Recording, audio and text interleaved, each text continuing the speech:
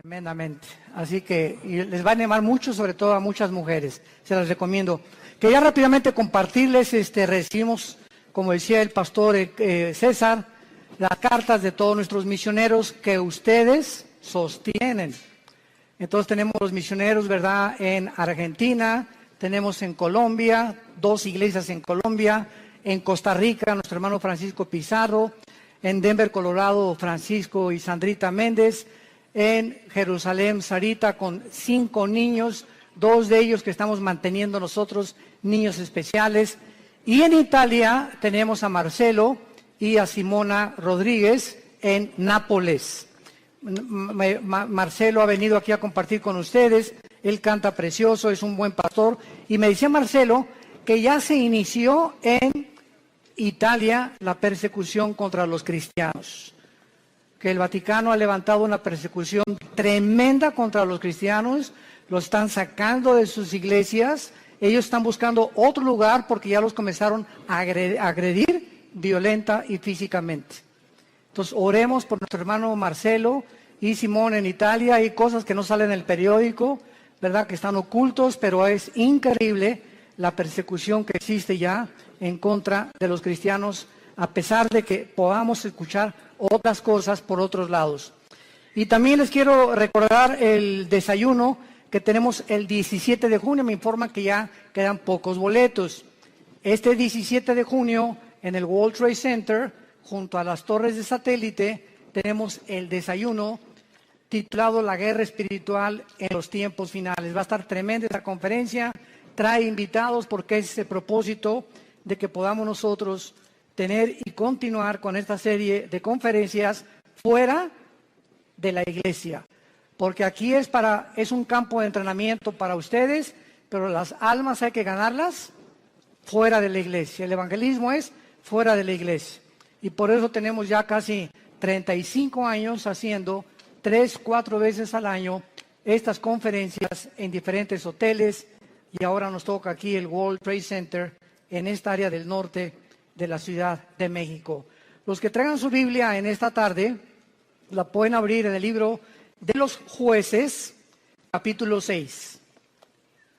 Nuestro tema se titula Dios habla en tiempos de crisis.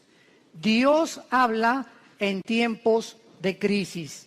Vamos a ver en el capítulo 6 de Jueces la historia breve que enfrentó uno de los jueces de Israel llamado Gedeón. El libro de los Jueces, y esta es una característica increíble de la Biblia, que no se nos oculta los pecados de los más grandes hombres, ni tampoco se nos oculta los pecados de diferentes tribus o naciones que han a través del tiempo atravesado nuestra historia. Y el libro de los Jueces se puede considerar en el Antiguo Testamento que fue la época más oscura de la historia de Israel, donde más apostasía hubo, porque hubo aproximadamente 13 jueces en un periodo, estamos hablando de 400 años.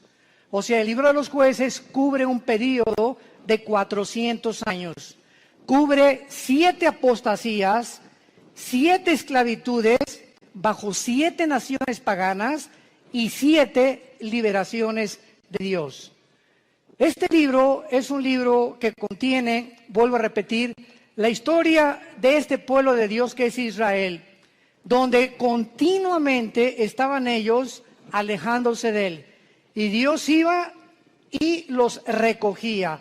Pero siempre Dios tiene hombres o mujeres que Él escoge para que tú vayas a tu casa a traer a tu familia a la cruz, para que puedas traer a tu nación a la cruz, para que en tu escuela comiences a alborotar la escuela y a conseguir que en tu escuela se hagan conferencias, para que podamos alcanzar al mayor número de personas, para que en tu negocio, en tu consultorio médico, en tu bufete de abogados, en tus despachos de contaduría, en tu taller de carpintería, Dios nos llama a nosotros para que seamos luz.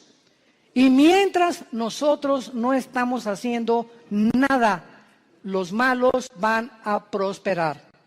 Decía un gran hombre que la maldad existe porque los buenos no hacen nada. Entonces, si nos limitamos a ser cristianos de domingo y solamente venimos el domingo a persinarnos y a tener un devocional, oír la palabra, y no entendemos la responsabilidad tan enorme que Dios nos ha encomendado, estamos muy, muy lejos de poder verdaderamente presentarnos delante de Dios sin tener nada de qué avergonzarnos. El libro de los Jueces describe, repito, una de las peores épocas que atravesó Israel. Fueron tiempos de apostasía muy grandes, por lo que Dios tenía que levantar hombres para que volvieran el corazón del pueblo a Dios.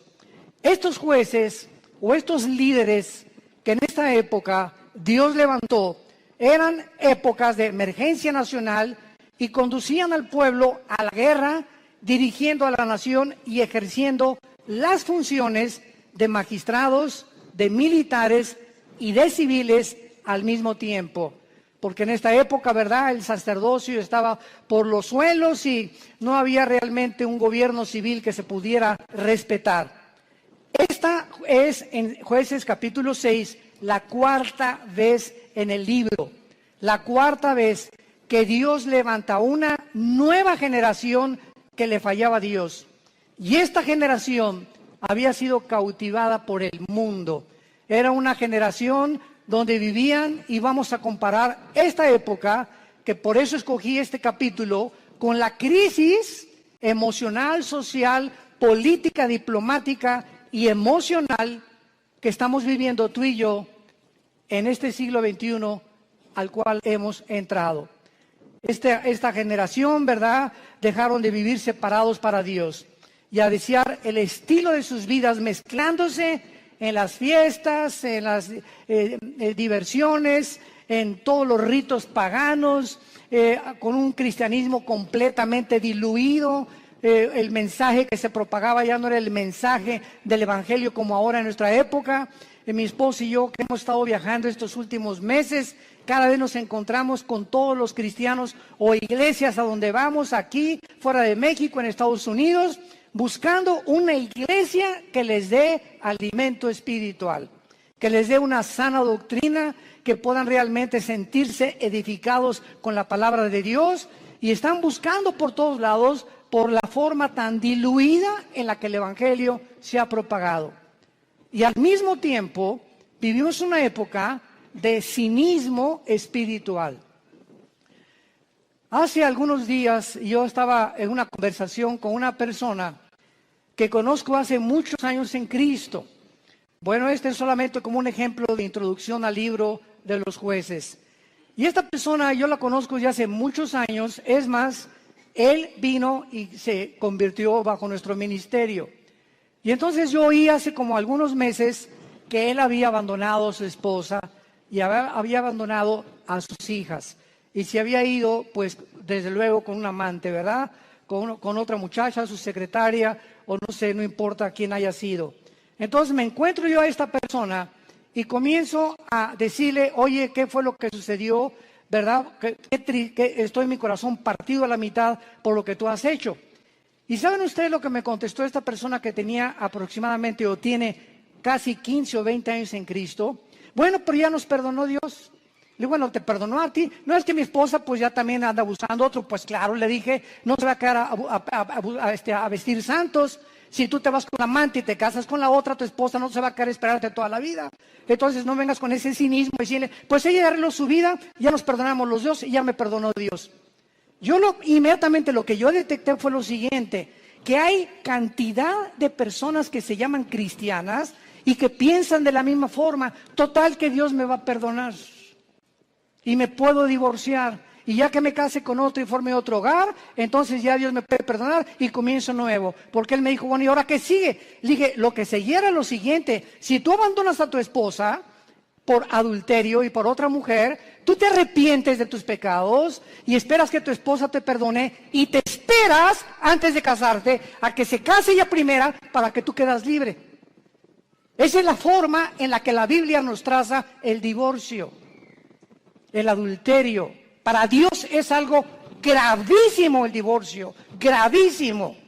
Porque es la santidad más grande que existe y la institución más santa que existe, el matrimonio. Y ahora por cualquier cosa, todo mundo busca, hasta porque no me cocina bien, me busco otra cocinera.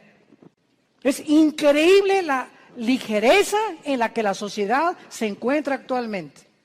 Y de acuerdo a la Biblia, la única causal de divorcio es el adulterio, nada más. Que me pega, pues te esperas y oras por él y se separan temporalmente, pero es el adulterio la única razón, y el abandono de hogar, que el gavilán te pega y se va con otra, que abre la jaula y que vuele lo más lejos que pueda. Pero bajo ninguna otra circunstancia la Biblia aprueba el divorcio. Todo esto lo vamos a tratar en el seminario de matrimonios allá en la Riviera Maya. Estoy preparando una serie de mensajes tremendos. Los esperamos que nos acompañen ahora en octubre. Y este es solamente un caso de cómo vivían los jueces. Era un tiempo de cinismo espiritual. Era un tiempo en que todo lo tomaban a la ligera. Al cambio que Dios me perdona. Esto se llama tomar la gracia con libertinaje. Aprovecharse de la gracia de Dios y vivir una vida de libertinaje. Pues al cambio que Dios me perdona. Vamos a ver estas crisis en la época de Gedeón. Capítulo 6, del 1 al 5, veamos el escenario en el que se encontraba Gedeón. Los hijos de Israel hicieron lo malo ante los ojos de Jehová, y Jehová los entregó en mano de Madián por 7 años. Recordemos que Madián era uno de los hijos de Cetura, la segunda esposa de Abraham. Cuando se murió Sara, se casó con Cetura y de ahí nacieron los madianitas. Lo podemos ver en Génesis capítulo 25. Entonces los madianitas eran primos hermanos de los israelitas o medios hermanos de los judíos. Y la mano de Madián prevaleció contra Israel. Y los hijos de Israel, por causa de los madianitas, se hicieron cuevas en los montes, cavernas y lugares fortificados. Pero pues sucedía que cuando Israel había sembrado, subían los madianitas y amalecitas, y los hijos del oriente contra ellos subían y los atacaban. Y acampando contra ellos, destruían los frutos de la tierra hasta llegar a Gaz. Y no dejaban que comer en Israel ni ovejas, ni bueyes, ni asnos. Porque subían ellos y sus ganados, y venían con sus tiendas en grande multitud, como langostas.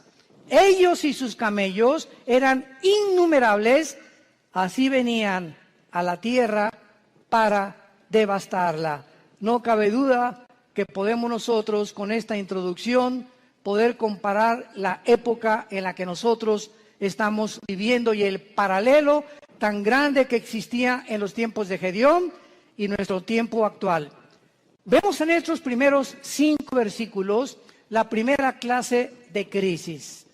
Estaban atravesando una crisis social y de mucha violencia. Israel se había abandonado de los caminos de Dios. Dios los entrega en manos a enemigos, porque esta es la forma como Dios trata con todos nosotros. Dice la Biblia que mientras estamos en la luz, 1 Juan capítulo 1, la sangre de Cristo nos limpia de todo pecado. Bajo la luz, el diablo, los demonios no pueden meterse con mi vida, ni con mis hijos menores de edad, porque estoy bajo la protección de Dios. En el momento en que nos movemos y regresamos a la dimensión de las tinieblas, que es donde Satanás tiene acceso, Satanás no tiene acceso a la luz. Dios es luz y no hay tinieblas en él. Entonces las tinieblas están relacionadas con el pecado. El momento en que tú pecas, o ya traes una mujer en tu mente que no es tu esposa, o ya metiste pornografía a tu casa, o ya comenzaste a hacer cosas que son desagradables a los ojos de Dios, sin que tú te des cuenta, si tú mantienes este tipo de vida, comienza el cerebro y las emociones a ser afectadas, y entonces viene lo que se llama el engaño, donde comienzas a engañarte, porque el pecado tiene el poder de engañarnos, y comienzas a convencerte que no estás tan mal. No, esa es una prostituta, esa sí está mal. No, yo no soy con mi compadre si es borracho, parrandero y jugador. Yo por lo menos estoy casado con mi esposa y tengo mis aventuritas, ¿verdad? De vez en cuando, una canita al aire, pero de vez en cuando. Y Dios es un Dios que dice la Biblia, sus párpados nos examinan y nuestros caminos están delante de Él las 24 horas del día. Y cuando viene el engaño, cuando vienes tú a la iglesia a oír la palabra de Dios como los domingos o los estudios entre semana que muchos de ustedes toman o en el ITI, el propósito de Dios al exponernos a su palabra es abrirnos el entendimiento para convencernos de pecado. Siempre que hay un mensaje de la Biblia, hay algo que el Espíritu Santo usa que se llama la convicción de pecado, porque solo Él, ni el pastor, ni tu compadre, ni nadie te va a convencer que estás mal más que la palabra de Dios. Entonces nos exponemos a la palabra de Dios y tú en esta tarde que escuchas tienes esta oportunidad en la que Dios te está hablando. Yo no sé tu vida. Muchos dicen, es que ¿quién le contó mi vida? Nadie me ha contado tu vida, ni te conozco, mosco. Entonces ese es un problema tuyo y con Dios, pero Dios usa la Biblia, y si tú cuando oyes la palabra de Dios no te arrepientes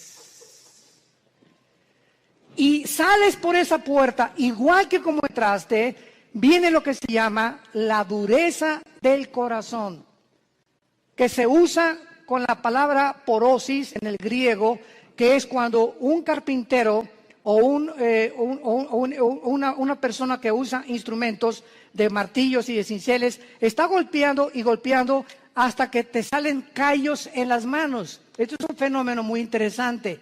Y cuando te salen callos, lo interesante que el callo no tiene células. Le metes al callo una aguja y no lo sientes. Trátalo y vas a ver cuando te salga un callo, porque es tejido muerto. Y esta palabra se usa en el hebreo y en el griego para describir la dureza del corazón que muchos cristianos comienzan a tener, donde llega el momento que la palabra, como una espada que quiere cortar, ya no corta, porque ya perdiste la sensibilidad al Espíritu Santo. Y entonces, cuando llegas a ese punto donde ya no eres sensible a la palabra de Dios y que no te das cuenta cuán duro está tu corazón, si eres una persona regenerada por el Espíritu Santo y realmente naciste de nuevo, eres un hijo y eres una hija de Dios, Hebreos 12, Dios te va a disciplinar. Y déjame decirte algo, cuando a Dios le queda esa opción de disciplinarnos, su mano es muy, pero muy pesada. Dice en Hebreos 10, horrenda cosa es caer en manos del Dios vivo. Y no les está hablando a los incrédulos, les está hablando a la familia de Dios. Su mano es muy pesada, porque Cristo dijo, es preferible que pierdas tu mano, tu pierna, tu brazo o tus ojos o lo que sea físicamente, a que entres al infierno entero. ¿Cuántas veces las cosas que nos pasan, accidentes, problemas morales en la familia, etcétera, etcétera, tienen el único propósito de hacer que regresemos a la cruz? Porque Dios sabe, nos ama tanto, tanto, tanto Jesús, que Él prefiere que podamos sufrir físicamente o moralmente con la única razón de regresar a la cruz. Esta crisis social en que estaban viviendo los madianitas provocó, dice la Biblia, que comenzaron a vivir escondidos en cuevas, escondiendo todo lo que tenían en lugares fortificados, vivían en temor. En segundo lugar, En el versículo 6 dice la Biblia, de este modo empobrecía Israel en gran manera por causa de Madián, y los hijos de Israel clamaron a Jehová. Vemos nosotros que aparte de una crisis social, se encontraban en una crisis emocional y económica. Gedeón se encontraba escondiendo el trigo para que no se lo robaran. Vivían bajo el temor y la inseguridad.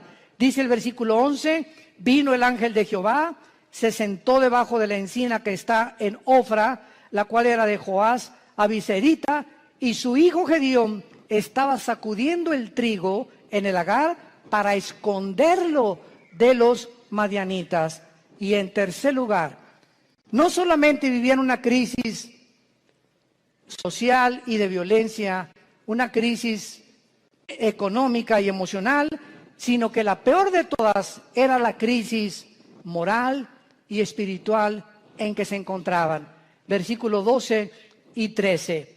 Y el ángel de Jehová se le apareció a Gedeón desde luego y le dijo, Jehová está contigo, varón esforzado y valiente. Y Gedeón le respondió, Señor mío, si Jehová está con nosotros, ¿por qué nos ha sobrevenido todo esto? ¿Por qué le pasó esto a mi hijo? ¿Por qué me chocaron el carro? ¿Por qué me robaron? ¿Por qué estamos en la condición en la que estamos? ¿Por qué estoy pide y pide trabajo y no encuentro por ningún lado? ¿Qué está pasando? Señor, si tú estuvieras conmigo, no estuviera pasando esto que estoy atravesando. ¿Y dónde están todas sus maravillas? Le sigue diciendo Gedeón al ángel. A ver, ¿dónde están las maravillas de Dios? Que nuestros padres nos han contado diciendo que nos sacó Jehová de Egipto. Y ahora Jehová nos ha desamparado y nos ha entregado en manos de los madianitas. Y mirándole Jehová le dijo, ve con esta tu fuerza y salvarás a Israel de mano de los madianitas. ¿No te envío yo? Vamos a ver esta aplicación rápido de las tres crisis sociales para continuar desarrollando esta conferencia. De la misma manera, la sociedad en que vivimos ahorita, vivimos una crisis social, oprimida por la inflación, las guerras, el hambre, las naciones fuertes oprimiendo a las débiles, crímenes, secuestros, robos, actos de terrorismo al inicio del siglo XXI. Agreguémosle esto, que vivimos, escuchen esto, vivimos la confusión política y diplomática más grande de la historia.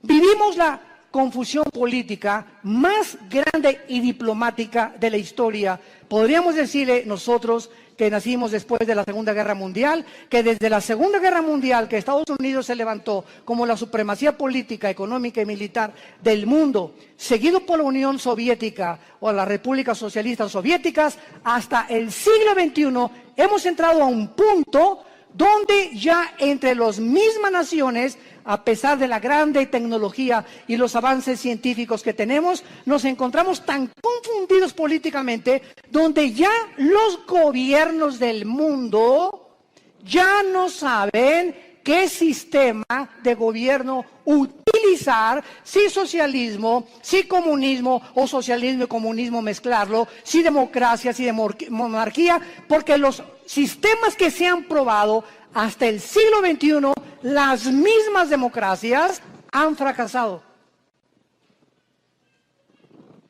El siglo XX demostró que el comunismo no era un sistema que se podía aplicar a ningún gobierno del mundo, como lo dijo Mikhail Gorbachev en su libro La Perestroika. Vemos ahora que la democracia, pues se siguió el patrón de la democracia y el modelo de la democracia, porque era Estados Unidos el que iba como líder. Y los países dijeron, bueno, pues si en Estados Unidos el mejor vestido, el país mejor vestido, el mejor alimentado, el que más guerras ha conquistado, guerras ha ganado, y el que sacó al comunismo, al fascismo y al nazismo del siglo XX, vamos a seguir ese modelo. Y vemos ante nuestros ojos, al entrar aquí al siglo XXI, los que venimos desde el siglo pasado, que la democracia es una fanfarronería ya. Ya no es cierto que hay democracia, no es cierto que el pueblo gobierna, no es cierto que hay respeto por las instituciones. Vivimos una confusión, un caos. político y diplomático, donde todos los sistemas se están derrumbando a nuestros ojos, todas las ideologías se están desmoronando, todo está cayendo delante de nuestros ojos, y ahorita los jóvenes, nunca como en los últimos 10 años había habido tantos suicidios de muchachos de 8 a 16 años. Nunca había habido tantos suicidios. Los jóvenes se están quitando la vida, no quieren vivir en el mundo que tú y yo vivimos. Y ahí están muchos de nuestros hijos también. Dichosos los padres que tienen una educación cristiana a sus hijos. Dichosos sean. ¿Por qué? Porque se están cansados de tantas mentiras, de tanta hipocresía que ven por todos lados. Y cuando nosotros, que se supone que somos la única luz, les mentimos y nos ven que somos completamente unos farsantes en el hogar, y peleándome enfrente de ellos y con mi esposa y yo, y dándoles un mal ejemplo, ¿qué les queda a los jóvenes? Si no es Jesús, ¿quién más entonces? Dicen ellos, si Jesús no funcionó en mis papás, ¿cómo va a funcionar conmigo? Y en el día del juicio y el día del tribunal de Cristo daremos cuentas de todas estas ingratitudes y deslealtad que tuvimos hacia Dios. Vivimos un mundo de confusión y de crisis social. En segundo lugar, vivimos también, como en los tiempos de Gedeón, una crisis emocional y económica. La mayor parte del mundo ahorita está tratando por todos los medios de esconder su dinero. ¿En qué puedo invertir mi dinero? No se imagina la cantidad de correos que nos llegan.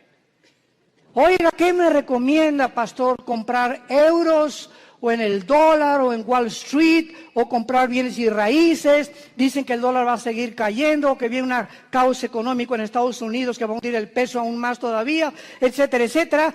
Y todas las cosas que comienzan a bambolearse, como dice en Hebreos 12, voy a sacudir los cimientos del mundo, la economía, la política, los temas, todo va a comenzar a bambolearse. Así vivimos un mundo donde comenzamos a ver que todo es inestable, todo, no hay nada firme, todo está cayéndose a nuestros ojos, la moral por los suelos, como lo vamos a ver también, la política, la economía, la ideología, todo.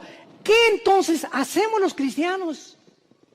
Vivimos una época de crisis, ¿quién lo puede negar? ¿Qué vamos a hacer entonces con el dinero? ¿Vamos a estar igual que el mundo, preocupándonos en qué invertir, escondiendo el dinero debajo del colchón de la cama? Es la crisis en la que estamos viviendo, emocional y económica. Y tantos impuestos, vive la gente angustiada, temerosos, llenos de estrés.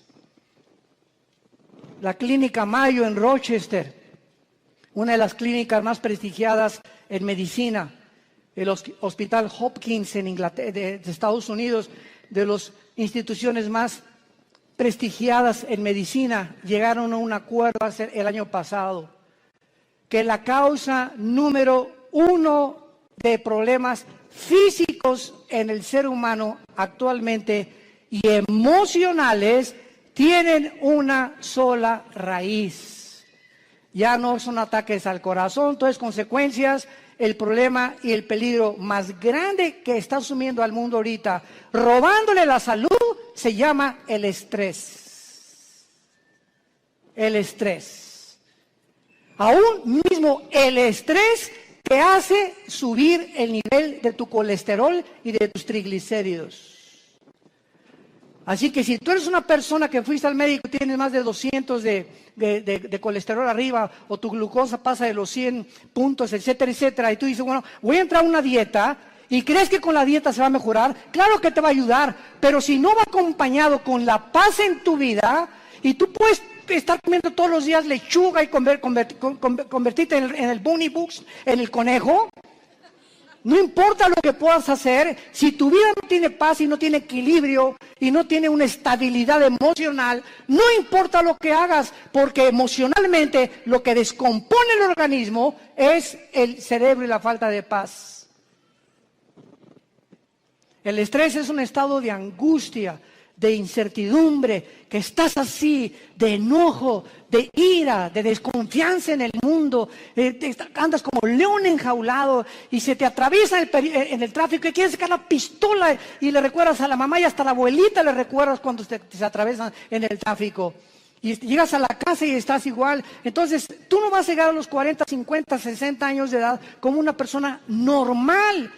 Y vas a comenzar a padecer de enfermedades que tienes una buena dieta, pero te está descomponiendo tu estado emocional. ¿Por qué? Porque no tienes paz.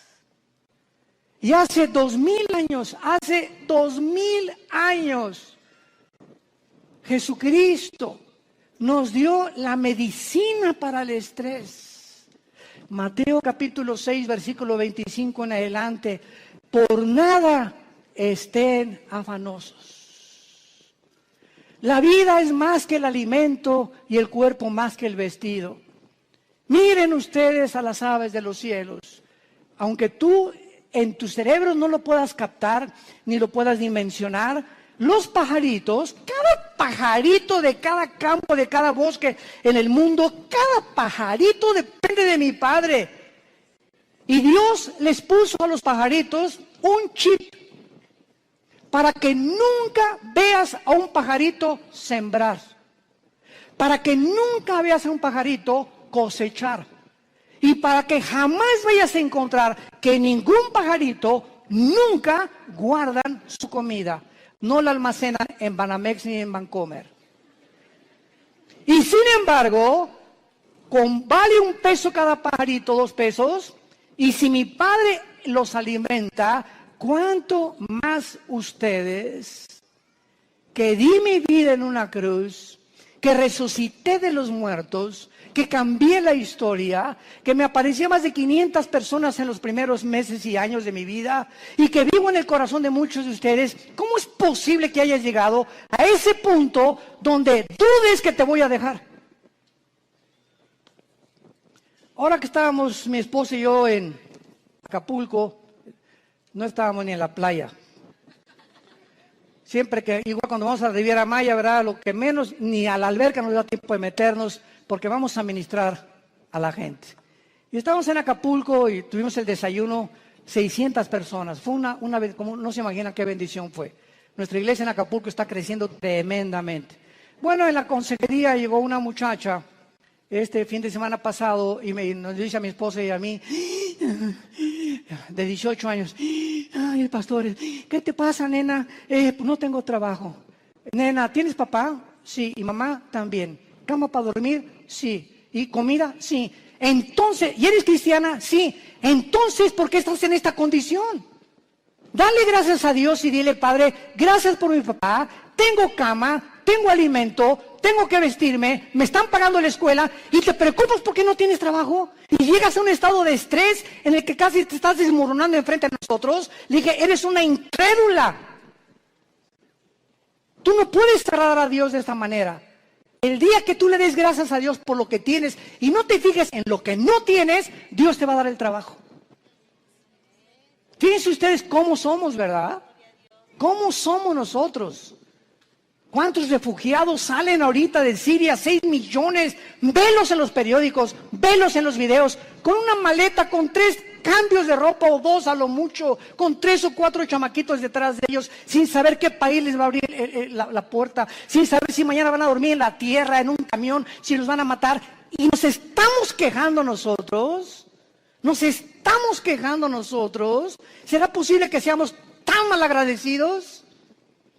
Y siempre viendo lo malo, siempre no tengo esto y no tengo aquello, pero tienes vida y vives en un país libre, tienes padres, tienes una casa, tienes un petate donde echarte, tienes guaraches.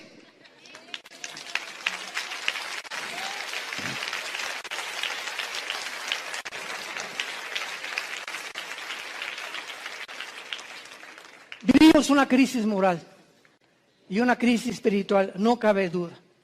Y tenemos que entender que no es como comenzamos, recuerda esto, sino como terminamos lo que vale delante de Dios. Como este muchacho que comenzó muy bien, 20 años discipulándolo, Ya, se va con una otra chamaquita y deja a su esposo y todo. Le digo, recuerda que no es como comenzaste, es como terminaste. Y estás terminando mal. Le dije, vas mal y vas a acabar mal. Comenzaste muy bien, pero todo aquello que tú hiciste no te será tomado en cuenta, porque lo que importa es cómo llegamos a la meta. Lo que va a contar delante de Dios. Pues hice un asilo para ancianos y hice un orfanatorio para niños. Eso fue del pasado. Hoy, si tú mueres, hoy en la noche, ahorita saliendo te atropella un camión, se te avienta encima un camión de 10 toneladas y te da como tortilla aplastado y llegas al cielo ahorita mismo en la tarde. ¿Qué le vas a decir a Dios? ¿Qué hiciste con tu vida? Lo alabaste, lo bendeciste. ¿Cuánto de tu tiempo se lo dedicaste a Él? ¿A cuántas personas les hablaste de Jesús? ¿A cuántas personas de tu familia ya has traído a la cruz? Hoy, ¿qué es tu vida? Tú no sabes si hoy es el último día que vivimos. Nadie lo sabe. En Hebreos capítulo 6 hay una exhortación muy fuerte y se nos dice, Hebreos 6, 11 y 12. Pero deseamos que cada uno de ustedes muestre la misma solicitud hasta el fin. Otra vez, no es como comenzamos, sino mantener el mismo ritmo. Por eso se compara la vida cristiana con los maratones en Hebreos 12, que corramos de tal manera que alcancemos el premio. Entonces, no es solamente como comenzamos, sino mantener el ritmo, y vienen los ánimos, y vienen las tormentas, y vienen las lluvias, y problemas, y el dólar, y el petróleo, y las guerras, y nada te apachurra, nada te amedrenta, pues ya sé las cosas, ya me quiero morir. No, de todas las cosas, el espíritu que Dios nos ha dado es un espíritu de poder, es un espíritu de amor, de dominio propio. Pero cuando tú te despegas de este libro y cuando tú abandonas a Dios, viene como una catapulta, como un huracán, como un tsunami, todos los problemas en tu vida, y no tienes fuerzas para poder soportarlo, ni para poder resistirlo, y te vienes al suelo, y te emborrachas, y te drogas, y abandonas a tu esposa, y comienzas a buscar las salidas fáciles, porque no tuviste el poder que no le dijiste al Espíritu Santo que te fortaleciera. Y por eso muchos de ustedes viven una crisis moral, de depresión y de estrés, porque no es cierto que creen en Jesús. Se han soltado de Jesús, y en este tiempo de crisis el corazón está siendo probado. Dios nos está probando en esta época, porque escúchenme, somos la última generación que estoy seguro que nos vamos en el arrebatamiento de la iglesia. Y por ser la última generación, nos va a pasar por el fuego Dios. Por el fuego. Y las pruebas van a demostrar cuántos realmente eran hijos e hijas de Dios. Deseamos que cada uno de ustedes muestre la misma solicitud para plena certeza de la esperanza, a fin de que no se hagan perezosos, sino imitadores de aquellos que vean las dos cosas y los dos elementos indispensables, la fe y la paciencia, heredan las promesas. Si tú no confías en Dios y no eres paciente con Dios, tus anhelos, tu destino, tus sueños, tu visión, lo que tú quieras para tus hijos, para tu matrimonio y para tu negocio, no lo verás realizado, porque te diste por vencido. Porque tiraste la toalla. Porque dijiste, no, ya, avienten la toalla, paren la pelea. Ya no aguanto tanto trancazo. Y estamos en un mundo donde vemos los campos llenos de cristianos amargados. Llenos así, si pudiéramos hacer una visión espiritual, así, llenos los campos de cristianos quejumbrosos, amargados, estresados, llenos de rencor, nunca aprendieron a perdonar, nunca se sobrepusieron, nunca pudieron descubrir el poder de la resurrección de Jesucristo en sus vidas, y así te van a enterrar y va a poner un letrero ahí en tu tumba que diga, este fulano nació en las tinieblas, vivió en las tinieblas y regresó a las tinieblas. Nunca vio la luz, no la quiso ver. Y en Hebreos 10, otra exhortación con las mismas características. Hebreos 10:35 en adelante. No perdáis pues vuestra confianza, que tiene grande galardón, porque les es necesaria la paciencia, para que habiendo hecho la voluntad de Dios, obtengáis la promesa. Pero aún un poquito y el que ha de venir vendrá y no tardará, mas el justo vivirá por fe. Y si retrocediere, no agradará a mi alma. Pero nosotros no somos de los que retroceden para perdición, sino de los que tienen fe para preservación del alma. El que tiene al Espíritu de Cristo, porque recibirán poder cuando el Espíritu venga sobre vosotros.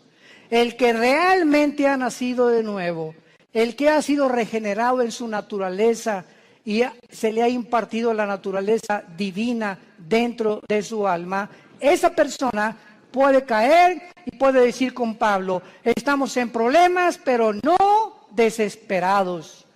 Estamos con muchas adversidades, pero no angustiados. Perseguidos, mas no desamparados. Derribados, pero no destruidos. Llevando por todas partes la muerte de Jesús en nuestros cuerpos, para que la vida de Jesús se manifieste a través de nuestros cuerpos mortales. Esta es la expresión de un hombre de Dios. Un cristiano verdadero tiene problemas, pero nunca llegará a la angustia. No tengo trabajo. ¿Qué voy a hacer?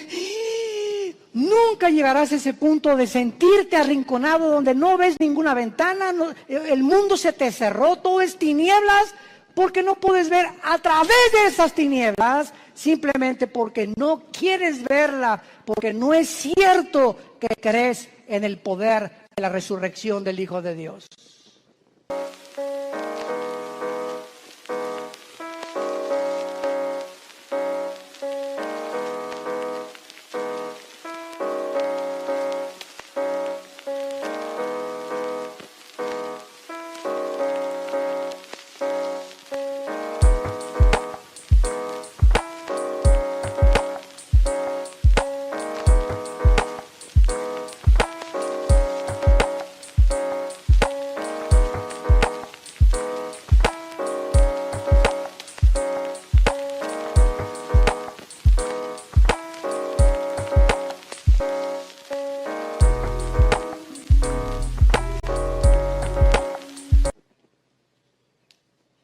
Decía Filipenses 2, Pablo, todo lo que antes lo tenía por ganancia, lo tengo por basura, con tal de conocerle y ser semejante a él en su muerte, y con el fin de poder conocer el poder de su resurrección. No solamente Cristo nos quiere que seamos iguales a su Hijo en conocimiento, en teología y en cosas intelectuales y de mucho conocimiento bíblico, sino que ese conocimiento nos transforme en guerreros, en guerreras, en hombres y mujeres que empujemos en la generación que tenemos, que no tengamos temor de nada ni de nadie, ni de los alacranes, del hombre, ni de la política que se cae. No tenemos miedo de nada, porque hay un Dios, nuestro reino está allá arriba, ahí viene la ciudad de Jerusalén, ya vienen por nosotros, ya viene una nave espacial grandísima que se llama la Nueva Jerusalén, donde va a aterrizar aquí en Apocalipsis 21 y 22, y donde vamos a vivir para siempre, y esa es la esperanza. Y mientras que se caiga el mundo, que se derrumbe el mundo, pero no me voy a dejar vencer por el mundo, porque el mundo no tiene esperanza. Tú y yo tenemos esperanza. Y esa esperanza es la que tenemos que transfundir a nuestros hijos.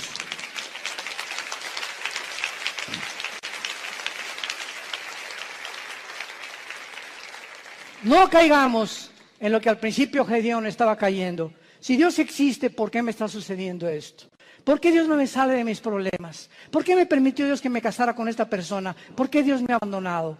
Cuando entramos en ese punto de depresión, es tan difícil que podamos nosotros salir de él. En el versículo 14 de Jueces 6 de nuestro pasaje, vemos que Dios habla en tiempos de crisis. Y mirándolo Jehová, le dijo, ve con esta tu fuerza y salvarás a Israel de mano de los madianitas. ¿No te envío yo? Ante todos estos cuestionamientos de inseguridad, ese es el problema. Que estamos viendo alrededor lo que el mundo, las noticias y cómo el mundo se está desmoronando ante nuestros ojos, pero no vemos el poder que tenemos dentro del Espíritu Santo. ¿Por qué creen que Dios nos dio el Espíritu Santo? Dice, les daré poder, porque no lo tenemos. Y es un espíritu de poder, es un espíritu que nos va a hacer sobreponernos a todo lo que atravesemos. Aunque pasemos por el fuego no nos quemará, por el agua no nos ahogaremos. Y aunque un ejército nos rodea a nuestro alrededor, Jehová es mi luz, mi salvación y mi esperanza. No temeré de nada ni de nadie, Él es mi pastor, nada me faltará. Aunque ande en valle de muerte, no tendré miedo de nada ni de nadie. Y todo este espíritu y toda esta capacidad que tenemos dentro es precisamente para vencer al mundo. Y dice 1 Juan capítulo 5, todo el que es nacido de Dios vence al mundo. Y esta es la fe que ha vencido al mundo, nuestra fe. Entonces tenemos que entender, si no somos vencedores y somos un grupo de cristianos tirados, quejumbrosos, tirándose, ni hacen almas y te dejas llevar con todas las malas noticias del mundo y por acá y por allá, simplemente es porque te has desconectado de la fuente de energía. Porque separados de Él, nada podremos hacer. De la misma manera, Dios te habla y te dice lo mismo. Te he llamado para enviarte a tu familia. ¿Por qué crees que te salvé, dice Dios en esta tarde? ¿Por qué crees que tú fuiste el primero en tu familia en conocerme? Vas a llegar con tu familia, si son religiosos, o son mormones, o son masones, o son musulmanes. No importa, todos venimos de familiares con diferentes ideologías. Y Dios toma a una persona en la familia para iluminarla, para darnos el conocimiento. Así comenzamos en nuestra propia familia. En la familia de nosotros comenzamos con mi hermano Alejandro, que es el director del Instituto Teológico Internacional. 2 años después me convertí yo, después mi hermana, mi mamá, mi abuela, que fue presidenta de la Acción Católica 35 años, la viejita se convierte a los 82 años. Que fue la que murió a los 93 años, Dios la tenga en su presencia. Pero toda la familia de repente, ¿verdad? Con el testimonio y con todos ahorita, todos los nuestros, ¿verdad? Desde luego, ya primos tenemos que no, pero lo que somos hermanos y todos de nosotros, todos somos cristianos y todos servimos a Dios. Fue una bendición enorme, una gracia que Dios nos dio. ¿Pero por qué, verdad? Porque esa es la misión de Dios, salvar familias. Tú y tu casa, yo y mi casa serviremos a Jehová, dijo Josué antes de morir. Y si ustedes creen que no vale la pena servir a Dios, sirvan a los ídolos. Pero yo y mi casa serviremos a Jehová. Y finalmente,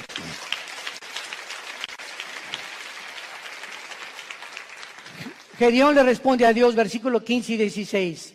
Entonces le respondió, Señor mío, ¿con qué salvaré yo a Israel? He aquí que mi familia es pobre en Manasés, y yo el menor en la casa de mi padre. Jehová le dijo, ciertamente, yo estaré contigo, y derrotarás a los madianitas como a un solo hombre. ¿Has tú también argumentado igual con Dios? Señor, pero ¿cómo salvaré a mi familia? ¿Cómo les puedo testificar si soy débil? ¿Cómo me pones a mí de maestra escuela dominical si con trabajo sé enseñar? ¿Cómo me quieres mandar a mí de misionero si tengo miedo de los afganistanes y ahí en Venezuela? ¿Cómo me mandas a mí de estas cosas? Y siempre estamos viéndonos nuestras capacidades. Siempre estamos viendo lo que nosotros podemos o no podemos hacer. ¿Cómo no me van a mí escuchar si en mi clase les hablo? Pues soy tartamudo, Señor. No veas tu tartamudez, no veas tus discapacidades, no veas tus debilidades, velo a Él. Eso fue lo que Moisés le dijo también. ¿Cómo me mandas a Faraón? Y le dijo Dios, ¿qué no hice yo el oído y no hice yo la boca? No tengas miedo, vas en mi nombre y yo te daré el poder y la capacidad que ni siquiera conocías, porque cosas que están ocultas y que no han consumido el corazón del hombre y que el hombre no ha conocido son las que Dios tiene escondidas y guardadas para los que le aman y creen en Él. Sé valiente, ve con tu familia, sé valiente con tus amigos, sé valiente en tu trabajo, háblales del Señor, háblales de Cristo. Tú no te imaginas, cuando acabes de hablar, te vas a preguntar, ¿fui yo? Así es, comenzamos a desconocernos. Yo antes subí un púlpito, ¿verdad? Estuve 3 años de misionero primero en la sierra. Ahí comencé yo de misionero, lo comentaba ahorita en la mañana al pastor César. Durmiendo en pisos de adobe entre Oaxaca y Guerrero, Joaquín, en la Costa Chica, en la Costa Grande, del 77. Este año, con la gracia de Dios, cumplo 40 años de servir a Dios. Este año. Gracias a Dios. Pero comenzamos. Dormíamos en ladrillos, envueltos en periódicos. Me dio malaria, me dio tifoidea 2 veces, temperaturas de 40 grados. Si no había un doctor por ahí, yo no estaría vivo ahorita.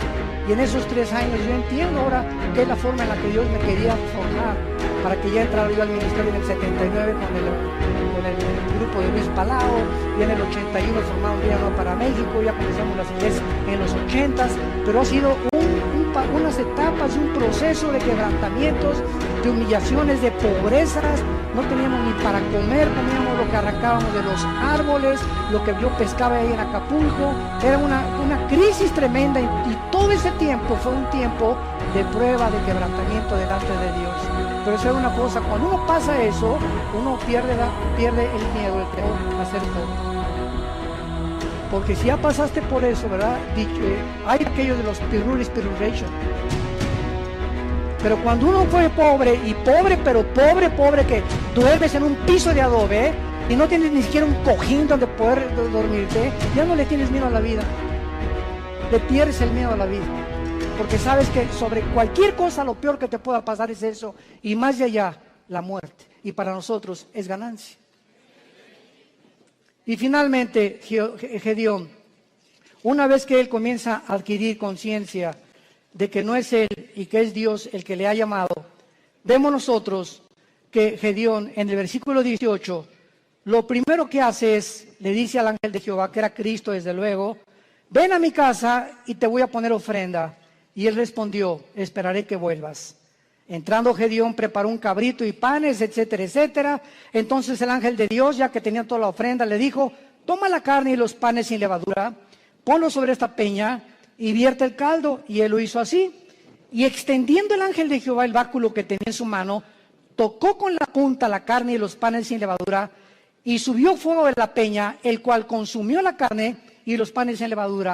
Vemos nosotros que lo primero que hizo Gedeón fue inmediatamente, después de recibir las noticias, buscar una ofrenda a Dios. Lo primero que un hombre y una mujer cambian cuando comienzan a conocer a ese Dios todopoderoso es que no existe, ni he conocido yo a ningún cristiano grande y poderoso y maduro en el Señor que no sea generoso. Porque es la avaricia y la envidia y la codicia de los bienes materiales lo que nos impide a muchas personas recibir las bendiciones de Dios. Gedeón buscó una ofrenda inmediatamente. ¿Qué le podemos nosotros ofrecer ahora a Dios? Romanos 12:1, número 1, nuestro cuerpo. Síganme con mucho cuidado. Presentar vuestros cuerpos en sacrificio vivo. Romanos 12:1. Santo, agradable a Dios, que es vuestro culto racional. En el original griego dice, es la manera más racional para vivir. Si tú quieres servir a Dios, lo primero que comienzas es cuidar tu cuerpo. Y no solamente de lo que comes, sino también sexualmente. Nadie puede servir a Dios cuando hay una sensualidad o una sexualidad no controlada. El hombre más sabio de la historia, Salomón, y el hombre más fuerte de la historia, Sansón, los dos fueron vencidos por una mujer que no era su esposa. Y aquí está en la Biblia como ejemplo para que podamos aprender a no confiar en nosotros mismos. El que mire que está firme, mire que no caiga. No jueguen con el pecado sexual. No juegues ni te dejes tocar por tu novio. No toques a tu novia si la amas.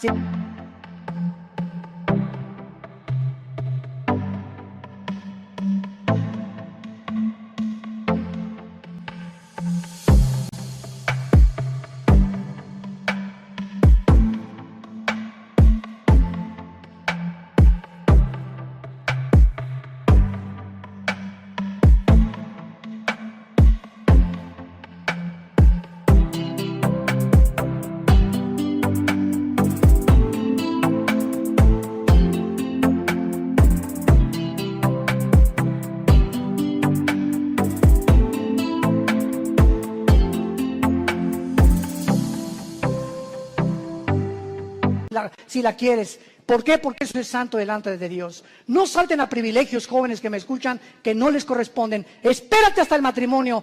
El acto sexual es solamente permitido por Dios y grandemente bendecido dentro de la esfera del matrimonio. Nunca el acto sexual será bendecido antes o ya casado con otra persona que no sea tu esposa, que se llama adulterio. Mientras nuestros cuerpos no sean santos delante de Dios y no tengamos limpia el alma sexualmente y también físicamente, ¿verdad?, una alimentación adecuada, vamos a impedir nuestro avance y las cosas grandes que Dios podía haber hecho con nosotros, no las hará.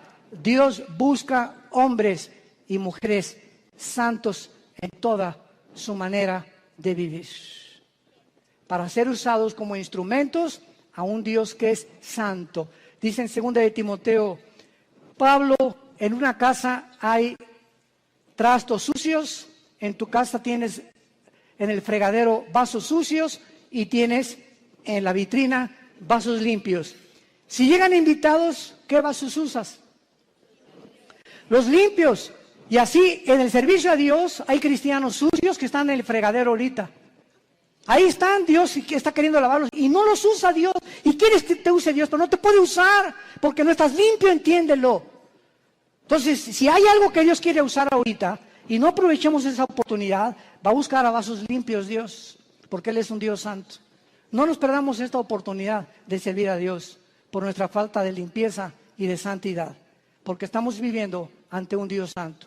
Y finalmente, dice el versículo 24, y edificó allí Gedeón altar a Jehová y lo llamó Jehová Shalom, el cual permanece hasta el día de hoy y de Ofra. Vemos nosotros que Dios le dice a Dios, yo soy tu paz, y mientras yo tenga tu paz y yo gobierne tu vida sexual, tus pensamientos, tus emociones, tu destino, tú vas a ser un vaso que te vas a rendir.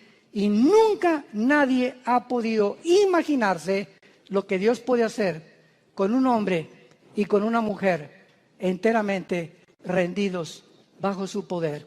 Te damos gracias, Señor, por tu palabra. Gracias, Señor, porque esta es la paz que podemos tener en medio de cualquier crisis.